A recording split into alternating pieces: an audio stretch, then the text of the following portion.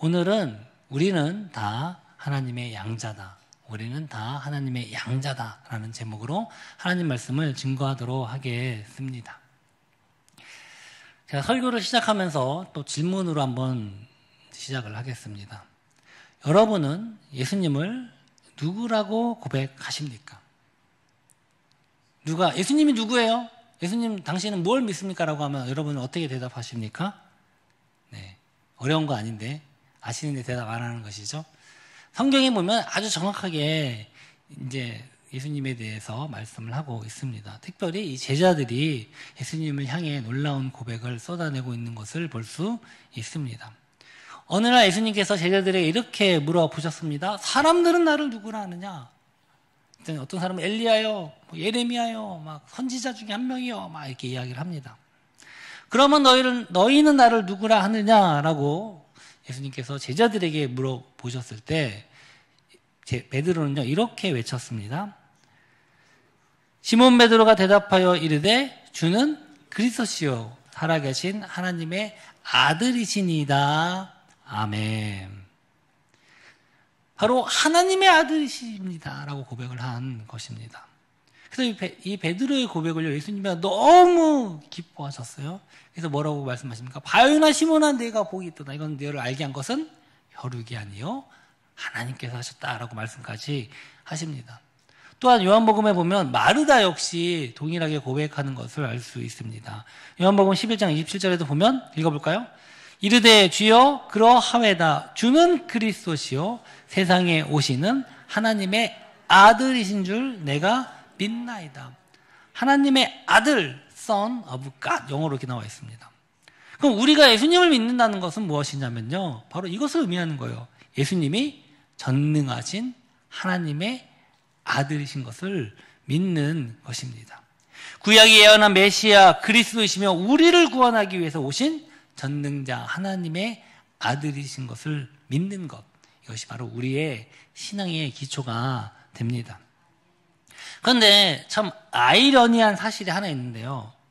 그렇게 제자들은 예수님을 그토록 하나님의 아들이라고 이렇게 불렀습니다. 그런데 정작 예수님께서 자기 자신을 지칭하실 때는요, 뭐라고 얘기했냐? 하나님의 아들이라는 표현을 쓰지 않으셨다는 것입니다. 뭐라고 불렀냐? 인자라는 표현을 쓰셨어요. 근데 이 인자는요, 인자, 사람의 아들이라는 뜻이에요. Son of Man, 사람의 아들이라는 뜻입니다. 신약에 보니까 무려 예수님께서 80회 이상을요, 인자다라고 얘기하는데, 인자하신 분, 이런 뜻이 아니라 사람의 아들이라는 뜻이에요. 누가복음 22장 22절에 보니까요, 인자, 이거 잘못 나왔습니다. Son of Man입니다. 인자는 이미 작정된 대로 가거니와 그를 파는 그 사람에게는 화가 있으리로다 하시니. 그래서 인자란 말은요, Son of Man, 사람의 아들이라는 뜻입니다. 아니, 우리는 예수님을 뭐라고 고백합니까? 하나님의 아들이라고 고백하고 있는데, 지금 예수님은요, 스스로를 가리켜 사람의 아들, 인자라고 지금 부르고 있다라는 것입니다. 왜 그럴까요? 오늘 특별히 이 말씀을 통해서 그 비밀을 함께 나누면서 주시는 은혜를 누리기를 소망합니다. 예수님께서 스스로를 인자라고 부르시는 데는 크게 두 가지 영적인 의미가 있습니다. 첫 번째는 무엇이냐면요, 바로 예수님은 우리의 연약함을 아시고 느끼시고 공감하시는 참 사람이시다라는 것입니다. 여기 보면 그 예수님께서 스스로 이제 그 예수님 당시의 말이 이제 아람어인데 이제 히브리어의 또 다른 방언입니다. 거기 보면 마르에낫이라는 표현을 썼어요. 그러니까 이게 그냥 사람, 인간, 그러니까 거창한 뜻이 있는 것이 아니라 그냥 평범한 사람의 표현, 그냥 평범한 사람이야, 그냥 인간이야라는 의미로 사용되는 말입니다. 구약의 에스겔서에 보면요, 하나님이 에스겔 선지자를 부를 때 뭐라고 부르는 줄 아십니까? 인자야, 이렇게 부릅니다. 에스겔서 6장 1절에서 2절을 보니까 함께 읽어볼까요? 여호와의 말씀이 내게 임하여 이르시되 인자야, 너는 이스라엘 산을 향하여 그들에게 예언하여, 이렇게 말씀할 때 이 인자는요, 온 우주의 주인이신 바로 그분이 아니라 뭡니까? 신 앞에서, 온 우주의 주인이신 신 앞에서 흙으로 지어진 정말 연약하고 보잘것없는 하나의 피조물, 그냥 사람, 사람으로서 그 뜻을 말씀하고 있는 것입니다. 그런데 그러면 온 우주의 주인이신 예수님이 왜 스스로를 가리켜서 왜 인자다, 사람의 아들이다 이렇게 부르셨을까요? 그건요, 바로 예수님께서 바로 모든 우리 사람의 상황과 형편을 아시는 진짜 사람, 완전한 사람이 되시기 위함입니다. 과연 신이 우리를 이해할 수 있습니까? 고대 그리스 로마의 신화를 보면요, 그 신들이 와서 이렇게 구경하듯이 인간 세상을 봅니다. 야, 저것들 재밌는 거 같네. 자기들끼리 지지고 볶고 싸우고 하면서 때로는 개입해서 전쟁도 일으켰다가 또 화해도 시켰다가 인간을 재미있는 구경거리로 보면서 그런 모습들이 그리스 로마 신화에 나옵니다. 구경하는 거예요, 하늘 보좌에서. 그렇다면 과연 우리의 예수님이 하늘 보좌에서 뒷짐만 지고 구경하는, 어떻게 살아나 보자, 그런 분이신가? 결코 아니다라는 것입니다. 인자이신 예수님, 사람의 아들로서 오신 예수님은요, 우리가 겪는 모든 고난과 고통과 감정과 슬픔을요 다 겪으셨어요. 때로는 피곤해서 배에서 주무시기도 하시고요, 또 친구의 무덤 앞에서 눈물을 흘리시기도 했습니다.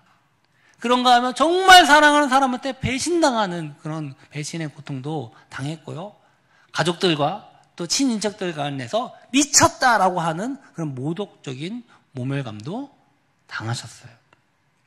그런가 하면 채찍에서 살이 찢기는 고통, 손과 발에 못이 박히는 고통도 당하셨어요. 그래서 히브리서에는 이렇게 말씀합니다. 히브리서 4장 15절 함께 읽어볼까요? 우리에게 있는 대제사장은 우리의 연약함을 동정하지 못하실 리가 아니요, 모든 일에 우리와 똑같이 시험 받으신 이르되 죄는 없으시니라. 아멘. 예수님은 아무런 죄가 없는데도 불구하고 우리와 똑같이 고통과 고난과 슬픔과 괴로움, 그 모든 것을 다 겪으신 분이라는 겁니다.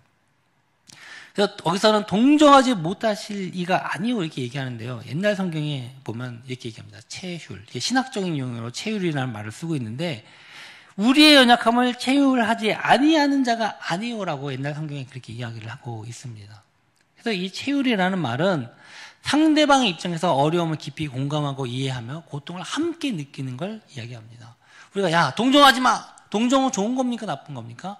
마치 위해서 아이고 불쌍해, 쯧쯧쯧, 그냥 불쌍하다. 그러나 그 감정이 저랑은 사실 별게 있어요. 아니, 겉에 보기엔 불쌍하지만 지나가다가 우리가 그런 사람들, 요즘 국어라는 사람 쉽지 않습니다만 아직 저기 신학교 앞에 보면 국어라는 분이 한 분 있어요. 제가 꼭 지나갈 때마다 예전에는 이제 10,000원짜리 한 번 드렸더니 싹 집어넣는 거 보고 상처받아서 더 이상 돈을 드리지 않는데, 그래서 아이고 불쌍하다 쯧쯧쯧, 그런 공감은 결코 아닙니다. 상대방의 입장만이 아니라 함께 그 고통을 느끼고 그것을 함께 나누는 것을 의미합니다. 상대방의 처지, 그리고 내가 겪은 고난, 네가 겪은 고난, 그게 우리 같은 거야. 함께 그것을 나눌 수 있는 바로 그런 것을 체휼, 우리 주님께서 경험을 하신 것입니다. 예수님은요, 우리의 모든 고통과 고난, 우리의 연약한 부족함을 다 겪으셨어요. 다 이해를 하십니다. 그렇기 때문에 위로해 주실 수 있습니다. 주님, 내 삶이 너무 고달파요. 주님, 내 마음이 너무 아파요. 저 사람이 나를 너무 상처받게 해요. 저 사람만 보면 화가 납니다. 왜 주님 나에게 이런 어려움을 주셨습니까? 왜 나를 이런 괴로움을 주셨습니까? 왜 나를 상처받게 하고 배신하고 또 이러한 질병의 고통, 육신의 고통, 배고픔의 고통 왜 나에게 주십니까? 얘기할 때요, 우리 주님도 다 그것을 이미 겪으시고 하셨다는 것입니다. 나는 인자다. 나는 너처럼 사람의 아들로서 이 땅에 오셨고 네가 경험한 건 나도 다 안다 라고 말씀하시며 우리를 위로하시는 분이다라는 것입니다. 두 번째로 이 인자의 의미는요, 고난받은 종이자 또 심판해 주러 오신 것을 의미합니다. 이 인자가 단순한 인간의 연약함만 의미하는 것을 뜻하지는 않습니다. 다니엘서 7장에 보면요, 거기엔 다니엘이 환상 중에 마지막 때를 봅니다. 거기에 놀라운 마지막 때 심판하러 오시는 그런 분을 모시는데 바로 인자라고 말씀합니다. 다니엘서 7장 13절입니다. 함께 읽어볼까요? 내가 또 밤 환상 중에 보니 인자 같은 이가 하늘 구름을 타고 와서 옛적부터 항상 계신 이에게 나아가 그 앞으로 인도되매라고 말씀합니다. 또한 계시록에도 같은 표현이 있어요. 계시록 14장 14절에 보면 또 내가 보니 흰 구름이 있고 구름 위에 인자와 같은 이가 앉으셨는데 그 머리에는 금면류관이 있고 그 손에는 예리한 낫을 가졌더라. 아멘. 마지막에 이 세상을 통치하시는 왕으로 오시면서 심판할 권세를 가지고 있는 그 위대한 바로 왕으로서 오시는 신적인 통치자로서의 인자를 말씀하고 있는 것입니다. 그래서 예수님은요, 이 제사장 십자가에 달리시기 전에 그 대제사장 앞에서 본인을 뭐라고 얘기했냐? 인자다라고 말씀하셨어요. 네가 그리스도냐? 라고 물어봤을 때 예수님은 다음과 같이 선포를 하셨습니다. 우리 마가복음 14장 62절 함께 읽어보겠습니다. 예수께서 이르시되 내가 그니라 인자가 권능의 우편에 앉은 것과 하늘 구름을 타고 오시는 것을 너희가 보리라 하시니 아멘. 이 인자란 말은요, 정말 연약한 인간의 모습을 또 의미하면서 한편으로는요, 전능자 하나님 심판자의 주로서 오시는 그런 권능의 또 권능자로서 오시는 분을 의미하고 있는 것입니다. 이게 바로 예수님께서 우리에게 보여주신 인자예요. 그러면 왜 주님께서 진짜 권능자 심판자로만 오실 수도 있는데 왜 인자 또 연약한 모습과 함께 가지고 오셨을까요? 그건 왜입니까? 그건 바로 우리를 섬기기 위해서입니다. 마가복음 14장 45절 함께 읽어보겠습니다. 시작. 인자가 온 것은 섬김을 받으려 함이 아니라 도리어 섬기려 하고 자기 목숨을 많은 사람의 대속물로 주려 함이니라. 아멘. 우리를 살리시기 위해서 진짜 하나님의 아들이신 그분, 독생자이신 그분이요, 사람의 아들이 되어서 자기를 죽게 하셨다라는 것입니다. 여러분, 예수님이 사람으로 오셔서 죽으셨을 때 얻는 게 뭐가 있습니까? 예수님은 얻는 게 아무것도 없어요. 그러면 누가 얻습니까? 우리가 얻는 줄 믿습니다. 우리가 그 신분을 맞이하게 될 줄 믿습니다. 예수님이 사람의 아들이 되어주셨기 때문에 우리는 감히 꿈꿀 수 없는 그 신분을 얻게 된 것입니다. 바로 무엇입니까? 하나님의 자녀가 된 것입니다. 예수님이요, 마태복음 12장 50절에 보면은 예수님이 육신의 어머니와 형제들이 예수님을 찾아옵니다. 그때 사람들이 와요. 예수님, 당신의 어머니 형제들이 여기 있습니다. 라고 할 때 누가 내 형제고 내 가족이냐? 라고 말씀하시면서 다음과 같이 말씀하십니다. 누구든지 하늘에 계신 내 아버지의 뜻대로 하는 자가 내 형제요 자매요 어머니라 하시더라. 아멘. 여러분, 이건요 그냥 단순한 누구야, 너랑 나랑 형제야, 되게 가까울 때 그런 얘기 하고 있지 않습니까? 그런 단순한 비유적인 가까운 것을 의미하는 것이 아닙니다. 진짜 예수님의 가족, 예수님의 형제가 된다는 겁니다. 예수님의 형제가 된다는 건 무엇입니까? 진짜 우리가 하나님의 자녀가 된다는 선언입니다. 그걸요 아주 정확하게 말씀해 주시는 것이 우리가 읽은 오늘 본문입니다. 로마서 8장 14절 함께 읽어보겠습니다. 무릇 하나님의 영으로 인도함을 받는 사람은 곧 하나님의 아들이라. 우리가 어떻게 하나님의 아들이 됩니까? 우리의 혈통과 노력으로는 결코 되는 것이 아닙니다. 단 하나님의 영, 성령의 인도하심을 받을 때 우리가 하나님의 자녀, 아들, 딸이 된다라는 것입니다. 그러면 바로 성령의 인도하심을 받는 것이 무엇이냐? 우리 13절에 이렇게 말씀합니다. 한번 읽어보겠습니다. 너희가 육신대로 살면 반드시 죽을 것이로되 영으로서 몸의 행실을 죽이면 살리니. 아멘.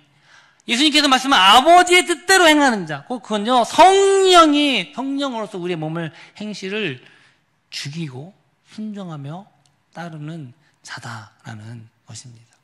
우리 마음엔 너무나 많은 것들이 있습니다. 육신의 질병도 연약함도 있지만 때로는 분노, 질투, 시기, 화냄, 슬픔, 좌절, 절망, 그 모든 것들 가운데 바로 성령께서 우리를 인도하심으로 이것을 죽이는 것.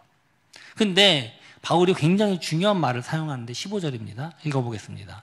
너희는 다시는 무서워하는 종의 영을 받지 아니하고 양자의 영을 받았으므로 우리가 아빠 아버지나 부르짖느니라. 아멘. 우리는요 결코 예수님처럼 하나님의 친아들 독생자는 결코 아닙니다. 우리는 본래 죄의 종이었고요 마귀의 자식이었습니다. 그런데 하나님께서 우리를 법적으로 호적상으로 하나님의 자녀로 입적시킨 거예요. 우리를 입양하신 거예요. 우리를 바로 양자 삼아 주신 것입니다. 사실 우리들 어떤 문화권에서는요 양자 하면요 왠지 입양되었다 양자다라고 얘기하면요 좋은 느낌이 아니에요. 왠지 서럽고 왠지 이렇게 차별받고 뭔가 그런 뭐 한이 맺혀 있는 우리 신데렐라라는 이제 동화도 있고 홍지팥쥐 그런 심청전 그런 얘기 보면 좀 이렇게 특별히 계모에 의해서 구박받는 그런 이야기가 많이 나옵니다. 또 나가서 우리 K-드라마 하면 항상 나오는 레퍼토리가 있죠. 무슨 비밀? 출생의 비밀. 야 알고 봤더니 진짜 친자식이 아니었어. 이런 뻔한 레퍼토리가 항상 우리나라에 나와요. 우리나라가 이제 그런 것을 굉장히 또 자주 사용하는 문화권인 것 같아요. 그러다 보니까 양자 입양됐어. 그럼 되게 불쌍하다, 안 좋다 이런 생각을 많이 갖게 됩니다. 여러분 한번 생각해 보십시오. 부모 없는 고아에게 가장 필요한 건요 부모예요. 나의 아버지와 어머니가 있는 것. 혹은 빚에 팔려간 종이 그 종이 주인에게 왕에게 내가 오늘부터 너를 내 아들로 내 딸로 삼을 것이다 라고 얘기한다면 그것보다 큰 복이 있겠습니까? 없는 겁니다.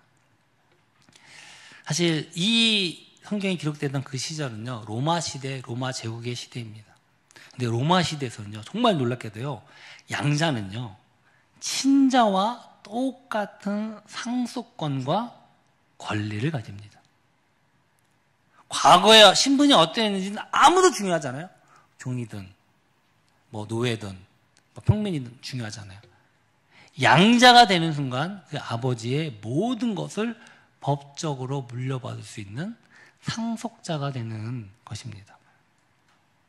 그래서 이 로마에서는요 황제가요 자신의 친아들이 아니라 다른 사람에게 이 사람 너무 유능하고 이 사람이 정말 신학을 충직하고 믿을 만한 사람이다라고 할 때는요 친아들이 아니에요. 그 사람을 자기 양자로 삼습니다. 그래서 그 양자로 삼아서 법적으로 아들을 만들어 놓고 그에게 모든 황제의 권한과 그것을 상속시켜 줍니다. 우리가 잘 알고 있는 성경에 나오는 카이사르 시저, 그 시저가요 그 옥타비아누스 아우구스투스라고 성경에 나와 있는데 그를요 친아들이 아니에요. 양자로 아들을 삼았습니다. 그리고 황제의 모든 권을 그에게 상속시켜 줬어요. 또 아우구스투스도 또 티베리우스라고 하는 그 사람 자기의 부하 신하를 양자를 삼아서 아들로 만들고 그 다음에 황제로 물려주었어요. 그뿐만 아니라 로마 제국이 가장 번성했던 그 오연제 시대라고 얘기하는데 그 오연제 시대는요 모든 황제들이요 다 양자를 삼아가지고 그에게 자신의 모든 상속권을 주었다는 겁니다.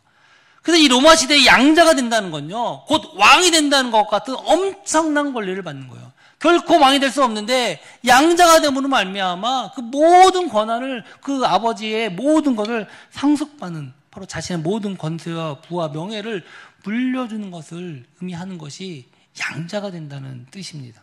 결코 우리가 양자의 불쌍한 그런 뜻이 아니라는 겁니다. 그런데 바로 그것을 하나님께서 우리를 양자 삼으셨다라고 지금 성경은 이야기를 하고 있는 것입니다. 우리를 종으로 부리는 것이 아니라 바로 아빠, 아버지. 여기서 아빠라는 말은요, 제가 한번 말씀드렸습니다만, 우리가 어린아이가 너무나 친밀한 관계에서 아버지를 뭐라고 얘기합니까? 아빠. 지금은요, 50살이 돼도 결혼하고서도 아빠라고 부르는 게 되게 많아요. 그냥 가까울 때, 특히 우리 따님들은 다 아빠, 엄마, 다 아기 때 했던 말, 친밀한 관계를 표현하는 거 아닙니까? 거리가 멀면요, 결코 아빠란 말 쉽게 나오지 않습니다. 그런데 바로 우리가 그 하나님을 부를 때 아빠라고 부를 수 있다는 것입니다. 하나님께서 우리를 진짜로 자녀 삼아 주시고 모든 하나님의 기업을 우리에게 상속자로서 정해 주셨다라는 것입니다. 할렐루야. 여기서 양자되었다는 건요, 정말로 엄청난 그 의미를 갖고서 우리에게 말씀하고 있는 것입니다. 우리 21일 다니엘 기도에 참 제가 볼 때는 나름 힘든 여정 가운데 잘 이제 은혜 가운데 잘 맞췄습니다. 이게 생각보다 오랜만에 해서 그런지 쉽지 않더라고요. 근데 이제 수많은 간증들이 있었고, 여러분들 막상 교회 오진 못하셨을지라도 또 가정에서 또 집안에서 함께 참여했을 줄 믿습니다. 근데 정말 제 가슴을 먹먹하게 하고 인간적인 머리는 도저히 좀 이해하기 힘든, 좀 감당이 힘든 두 분의 간증이 있었습니다. 바로 얼마 전에 했던 19일차에 그 김정건 목사님 수요일날 간증하셨죠. 또 20일차에 또 양정숙 권사님, 이 두 분이요 간증을 하셨어요. 근데 이 두 분의 간증에는 보니까 공통점이 있더라고요. 어떤 거냐? 사랑하는 친자녀가 있음에도 불구하고 입양을 선택했다는 겁니다. 근데 저도 놀란 건요, 아주 예쁘고 건강한 아이를 입양한 것이 아니라 중증장애를 가진 아이를 입양했다라는 것입니다. 이 김정관 목사님은요, 이미 3자녀가 있었어요. 그런데도 3명을 더 입양을 했어요. 그런데 마지막 막내를 입양을 했는데 그 막내는요, 심각한 정신적 장애를 어렸을 때부터, 태어날 때부터 갖고 있었던 아이예요. 그러니까 어쩜 그것 때문에 벌어졌을 것 같아요. 양정숙 권사님은요, 한쪽, 자기 딸이 있었음에도 불구하고 한쪽 팔과 두 다리가 없이 태어난 또 중증 장애인을요, 가슴으로 낳아서 입양을 하고 자기 아들로 삼았습니다. 여러분, 솔직히 한번 얘기해 볼까요? 건강한 내 자식도 하면 키우는 거 쉽습니까? 어려워요. 제가 자신있게 이야기할 수 있습니다. 자녀 키우는 거 어렵다. 요즘 한 명도 키우는 거 힘들다고 하는 시대예요. 그래서 아이도 결혼해도 안 낳고 결혼도 안 하려고 합니다. 잠깐 여담입니다만 지금 저희 아내가 허리 디스크가 이번에 와가지고 굉장히 지금 약간 힘든 가운데 있는데 병원에 갔어요. 병원에 가서 아니 젊은데 왜 허리가 아픕니까? 막 집에서 아무것도 안 하고 그냥 누워만 계셔야 됩니다. 그런데 가능합니까? 저희가 애가 넷입니다. 그러는 순간에 모든 것이 다 네. 딴 얘기 안 하더라고요. 의사가 다 이해한다는 듯이 이렇게 이해를 했습니다. 정말 내 자녀 키우는 것도, 나의 자녀를 키우는 것도, 건강한 내 자녀 키우는 것도 쉽지 않은데, 보니까 굳이 피 한 방울 안 섞인, 그것도 중증 장애아를 입양해서 그걸 키운다는 거 얼마나 힘든 일입니까? 정말 이런 말 있죠? 사서 고생한다. 실제로 그 간증을 들어보면요, 정말 힘들었던 것 같아요. 느껴져요. 그 과정이 꼭 제 표현으로, 정말 그 과정 가운데 지옥 같았다라는 표현이 있을 정도예요. 그 김정건 목사님은요, 너무 힘들어서 그 막내 아들 때문에 차라리 이혼하고, 왜냐하면 자녀들에게 이 아이를 케어해야 되는 걸 자기의 또 다른 자녀들에게 그것을 부담을 주기 싫어서 차라리 이혼해서 내가 이 아이를 데리고 함께 죽고 싶다. 심지어 그런 생각까지 들었대요. 중간에. 그런가 하면 이 양정숙 권사님은요, 실제로 그 입양한 아이를 이해하지 못하는 남편과 결국 이혼했고요. 또 친자녀였던 그 딸이 있는데 그 딸은요, 그 입양한 장애 아이, 근데 다리가 없고 손 한쪽이 없으니까 너무 밖에서 왕따 당하고 괴롭힘 당하고 그러니까 내가 이 아이를 초등학교 내내 데리고 다니면서 지키겠다라고 해서 중학교를 중퇴했다는 거예요. 친딸이. 세상 사람들은 뭐라고 얘기합니까? 어리석다, 미련하다, 왜 저런 짓을 사서 고생하느냐? 아니, 친자식까지 고생시키면서 저 짓을 왜 하냐? 가정을 왜 힘들게 하느냐? 아마 그렇게 얘기했을 것 같아요. 사실 내가 처음 들을 때, 부끄럽게도 제가 들었던 생각도 그런 생각이었어요. 아니, 왜? 굳이. 입양하면, 자녀가 없어서 입양하는 거 얼마나 좋고 또 좋습니까? 충분히 이해가 되죠. 자녀가 충분히 또 있는데, 그것 때문에 가정에 위기가 오고, 또 자기 다른 자녀들이 피해를 보고 도저히 이해가 되지는 않는 겁니다. 근데 놀랍게도 그 두 분이요, 끝까지 그 입양한 그 아이들을 위해서 포기하지 않았다는 겁니다. 파양하지 않았어요. 파양은 다시 입양했던 걸 취소하는 걸 파양이라고 합니다. 그러면서 오히려 내 배에 아파서 낳은 자식보다도 더 그 아픈 손가락을, 그 양자를 끝까지 지키고 믿음으로 키워냈다는 것입니다. 솔직히 이해가 안 되는 거예요. 이거 세상 사람을 논리로 이해가 됩니까? 내 자녀를 키우는 것도 힘들어 죽겠는데 남의 자녀를, 그것도 중증장애를 스스로 그 아이를 입양해서 키웠다는 게 도대체 이해가 안 되는 거예요. 이게 왜 이렇게 고생을 하면서. 근데 딱 그분들의 고백을 정리해보면 한결같이 이런 고백이에요. 그것이 바로 우리 주님께서 우리에게 보여주시고 행하신 사랑이었기 때문입니다 라는 것이에요. 제가 이 간증을 들으면서 십자가를 떠올릴 수밖에 없었습니다. 여러분, 우리가 누굽니까? 영적으로 볼 때는 팔다리가 없는 장애와 정신적으로 안전한 지체장애보다 더 심한 그런 사람들이 바로 우리들이었어요. 하나님이 보시기엔 아무런 매력도 없는, 오히려 하나님을 대적하는 죄인들이었다라는 것입니다. 그런데 그런 하나님께서 우리를 양자 삼으시기로 작정하셨어요. 우리를 입양하시기로 작정하셨어요. 근데 그 일을 하시기 위해서 치르신 대가가 무엇입니까? 자기의 가장 사랑하는 독생자 예수 그리스도, 그 아들요 희생시키신 거예요. 십자가로 내모셨다는 것입니다. 아니, 세상에 어떤 부모가 어떤 입양하기 위해서, 양자를 드리기 위해서 자기 친자식을 죽입니까? 친자식을 괴롭게 합니까? 도대체 이해가 안 되는 겁니다. 또 어떤 누구가 새로 남인 그걸 내 동생으로, 또 장애인으로 오면서 자기 자신을 희생합니까? 이게 세상의 논리는요, 미친 짓이고 정말 어리석은 일이라고 밖에는, 미련한 일이라고 밖에는 할 수가 없는 거예요. 그런데 하나님은요, 그 바보 같은 사랑을 하셨다는 것입니다. 그 친아들 독생자 예수 그리스도, 인자로서, 사람의 아들로서 보내시고 온갖 고난과 고초를 당하게 하시고 십자가에 못 박히게 하셨어요. 예수님은 어떻습니까? 예수님은 그 온전히 순종하셨어요. 그래서 우리가 하나님의 양자로서 입양될 수 있었던 것 아닙니까? 그 김정건 목사님과 양정수 권사님의 그 이해할 수 있는 희생. 근데 그분요, 하나님의, 바로 그 하나님 아버지의 그 마음을 알았기 때문에 가능하다는 것입니다. 친자녀의 희생을 감수하고라도 그 병든 양자를 살려내는 그 사랑. 그 사랑을 내가 받았기 때문에 내가 할 수밖에 없다. 여러분, 그 사랑은 바로 저와 여러분이 받은 사랑인 줄 믿습니다. 여러분, 우리는 다 하나님의 양자입니다.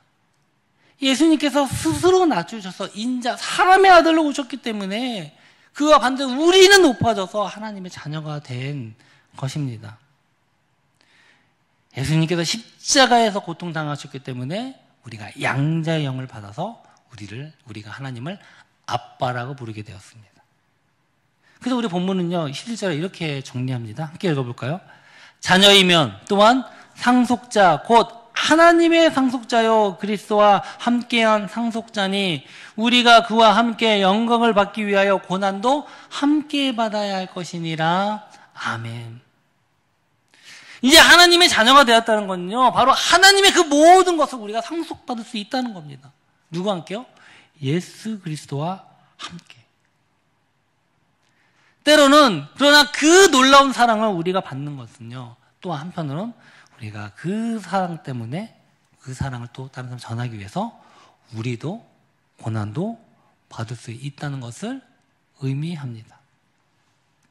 이미 앞서 소개했던 두 분의 간증은 정말 그분의 꼭 한번 보십시오. 내 삶을 찢어서 누군가를 품어야 하는 그러한 과정 가운데서 생긴 일들입니다. 근데 오늘 본문의 18절은요, 이렇게 결론을 내고 있습니다. 읽어볼까요? 생각하건대 현재의 고난은 장차 우리에게 나타날 영광과 비교할 수 없도다. 아멘. 정말 처음엔 순수한 마음으로, 그냥 사랑하는 마음으로 입양했지만 거기에는 엄청난 대가와 책임이 따랐어요. 그 과정 가운데 큰 그것이 어려움과 고난으로 왔습니다. 그러나 그럼에도 불구하고요, 예수 그리스도의 십자가의 사랑 때문에, 또 장차 그분들의 나타날 그 그리스도로 인한 영광 때문에요, 도저히 이해할 수 없는 그 사랑을요, 이미 하나님께서, 예수님께서 보여준 사랑 때문에 실천하고 있는 것입니다. 그 두 분의 결과 어떻게 됐을까요?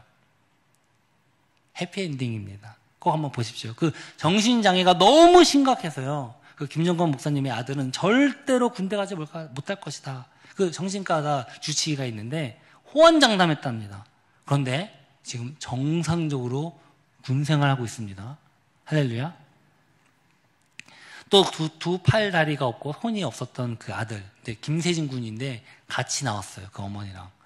세계 최초로 팔 다리가 없는 수영 선수로 장애인 대회가 아니라 얼마나 뛰어났냐.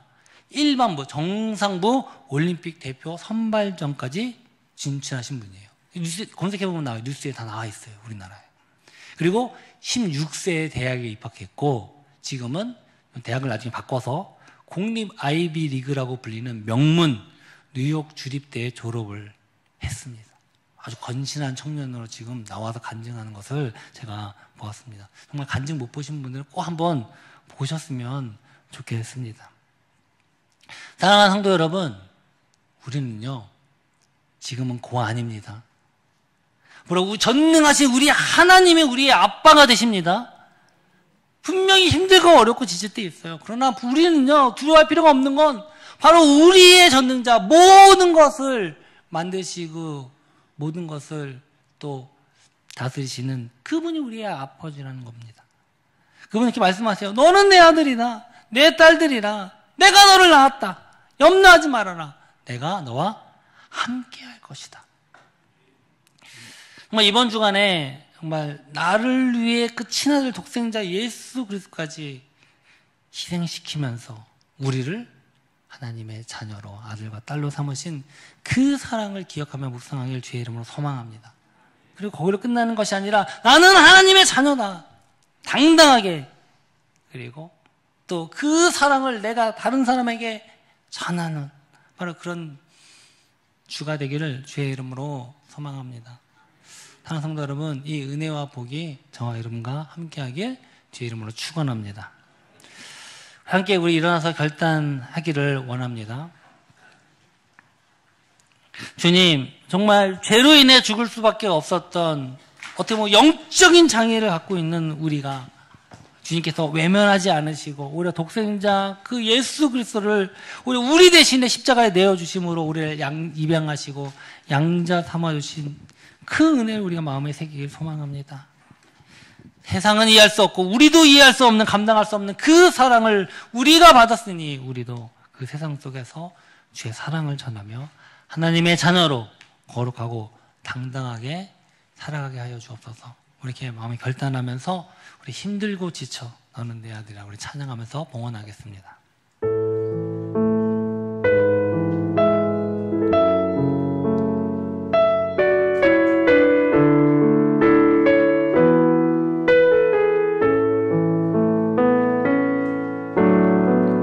힘들고 지쳐 낭망하고 넘어져 일어날 일 전혀 없을 때에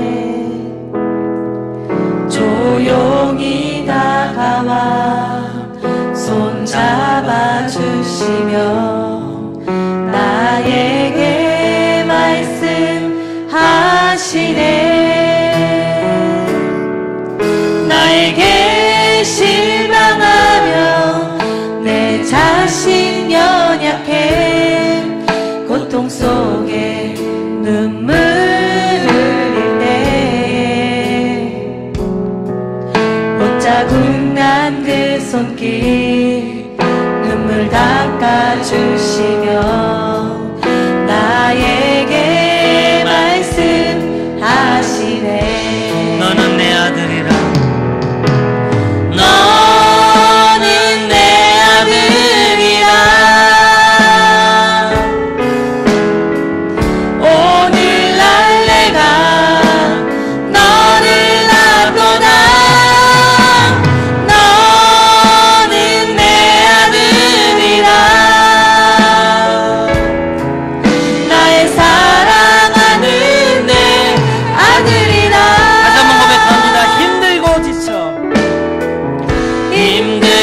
지쳐 낭망하고 넘어져 일어날 일 전혀 없을 때에 조용히 다가와 손 잡아주시며 나에게 말씀하시네. 나에게 실망하며 내 자신 연약해 고통 속에 눈물 흘릴 때에 옷자국 난 그 손길 눈물 닦아주시며 나에게 말씀하시네. 너는 내 아들이라. 너는 내 아들이라. 오늘날 내가 너를 놔도다. 너는 내 아들이라.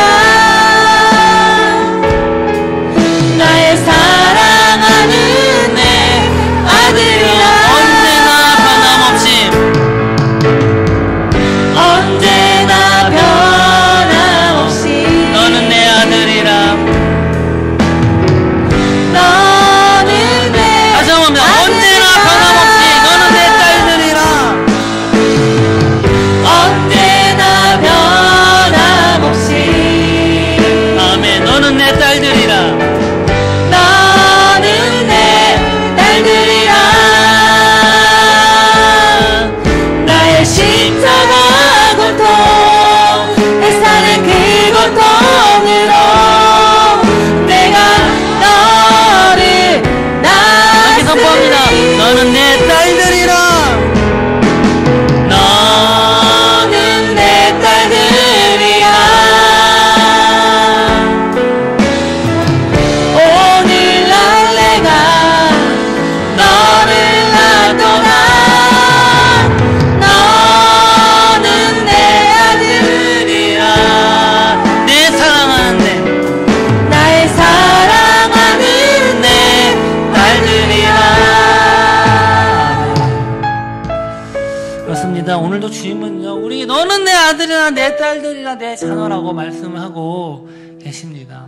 정말 죄로 인해 죽을 수밖에 없었던 우리들, 이미 영적인 심각한 장애를 알고 있으며 살아갔던 우리를 주님은 외면하지 않으시고 바로 그 독생자 예수 그리스도를 우리 때문에 십자가에 내어주시고 우리를 양자 삼아주신 그 십자가의 은혜를 우리가 다시 한번 기억하길 소망합니다. 주님께서 보여주신 그 사랑이 있기 때문에 내가 여기 있는 것입니다. 주님, 그 사랑 너무나도 감사하고 감사합니다. 주님, 이 사랑을 받은 우리가 이제는 우리도 그 사랑을 전하기를 소망합니다. 교회 안에서 그 사랑을 전하기 원하면 내 가정 안에서, 내 직장 안에서, 이 세상 가운데서 이 놀라운, 물론 우리가 이해할 수 없지만 그럼에도 불구하고 우리가 그 받은 사랑을 작게나마 서로를 이해하고 또 용서하며 그것을 행하기를 소망합니다. 또한 너는 내 아들이라 내 자녀다.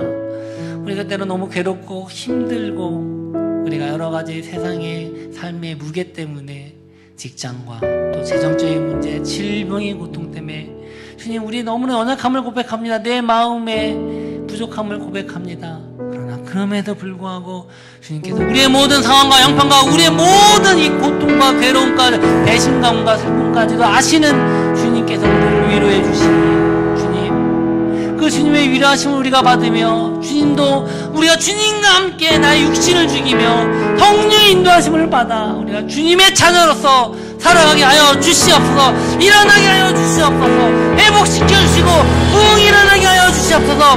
우리의 가정과 우리의 교회와 이 나라 이 민족에 함께 하여 주시옵소서. 고백하면서 주여 한번 부르 기도하며 나아갑니다.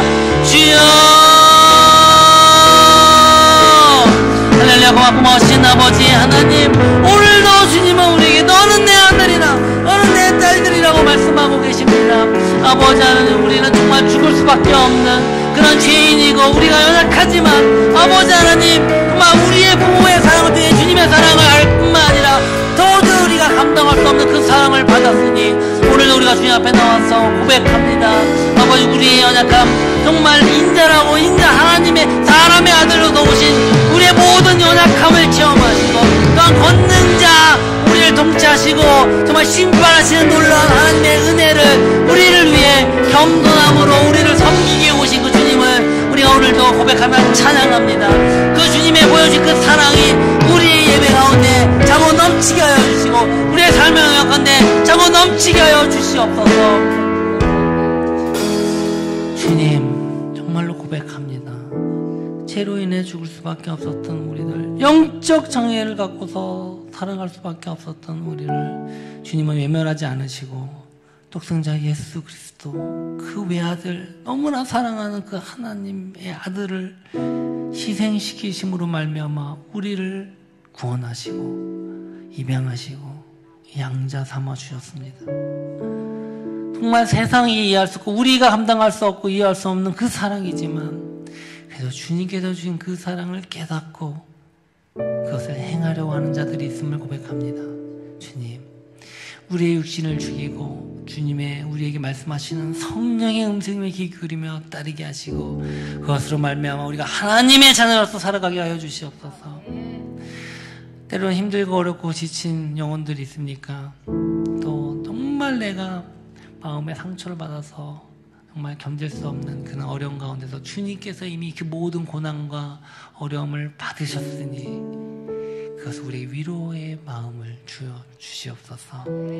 육신의 질병의 고통 가운데서 회복시켜 주시고, 상처도 받은 마음을 회복시켜 주시고, 정말 주님께서 주신 감당할 수 없는 사랑이 우리 안에 차고 넘쳐서 그 사랑으로 우리 교회가 하나가 되며 가정과 직장과 이 나라 이민집 가운데도 그 사랑이 믿는 주님의 자녀들이 먼저 그 사랑을 전하며 행할 때 놀라운 회복과 봉의 역사가 일어나게 될 줄 믿습니다. 주님께서 함께 하여 주시옵소서. 우리의 가정을, 우리의 교회를, 이 나라 이민족 더 나아가 우리의 모든 것을 주 앞에 맡겨드리오니 함께 하여 주시옵소서. 주님께서 주신 은혜가 감사해서 이 시간 주 앞에 예물을 드립니다. 하나님의 자녀로서 고백하며 드리는 21조와 준영헌금과 감사헌금, 성교헌금, 구제헌금, 그 모든 드려진 예물 주님 아시죠? 우리의 마음을 보시고 기뻐 받아주시고, 우리가 이것 때문에 고통과 고난당한 자들 없게 하시고, 하나님께서 큰 은혜와 복으로 회복시켜 주시고, 또한 재정의 문제 때문에 걱정당하는 자들 주님께서 인도하시며 지혜와 능력으로 이겨낼 수 있는 힘을 더하여 주시옵소서. 지금은 우리 주 예수 그리스도의 은혜와 하나님의 사랑과 성령의 교통하심이 도저히 우리가 이해할 수 없고 감당할 수 없는 그 사랑을 받았음을 이제 깨닫고, 하나님의 자녀여 상속자로서 복과 기쁨을 누리기로 결단하는 이곳에 예배하는 모든 성도들과 또 우리 기선아 권사님, 주님께서 그 육신의 질병까지도 하나님의 딸로서 고쳐주실 것을 믿으며 참여하는 모든 이들 가운데 지금부터 영원히 함께 있을지어다. 아멘. 주님 감사합니다.